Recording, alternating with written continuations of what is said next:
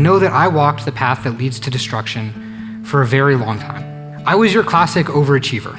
On the outside, it would have looked like everything was going well for me. I tried very hard at everything I did, and it seemed like I succeeded. In 8th grade, they asked us to write a letter to ourselves that we would open when we graduated high school, and I used it as an opportunity to plan out my resume. I wrote down that I was going to be valedictorian, that I was going to graduate with a full IB diploma, that I was going to be student body president, and that I was going to go to Northwestern University. When high school graduation came, I had actually done all of those things, and I was off to Northwestern.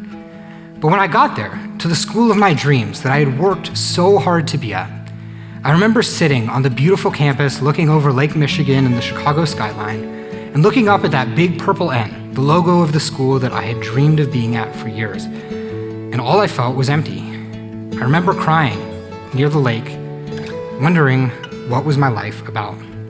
Up until that point, all of my love had come from romantic relationships or from my family, and my girlfriend and my family were now 2,000 miles away, so I felt like I was without love. All of my sense of self-worth came from my accomplishments, but now I was at a top school where everyone had a stacked resume. So was I worth anything here? Was I special compared to anyone else?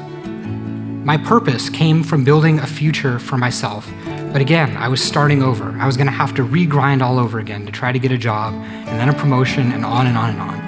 And my sense of security came in what I could earn for myself, but it was scary to be here and have to start all over again. So I decided that I needed to look for something more. And so I spent my entire freshman year of college investigating the claims of Christianity, whether I really believed it, whether I really believed that someone had actually come back from the dead and that God loved me personally and had paid for my sins and offered me eternal life. I joined a Christian fellowship, tried to get all of my questions, wrestled with all of my doubts, and by the end of the year, I realized that I really did believe it. And so at the end of my freshman year of college, I decided to surrender my life to Christ. And can I just tell you guys that that was the best decision I have ever made. No longer did I have to look for love from anyone else, but I could trust that the God of the universe loved me personally. No longer did my sense of self-worth have to come from my accomplishments, but it came from knowing that I was a beloved son of God.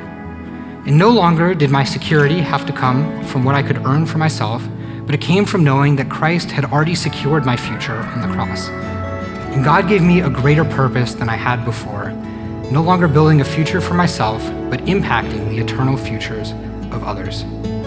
I have really experienced what Asaph said in this psalm, that there is nothing on earth that I desire besides you. Even apart from the eternal stakes, walking the path that leads to life with God has been so much better than walking my own path.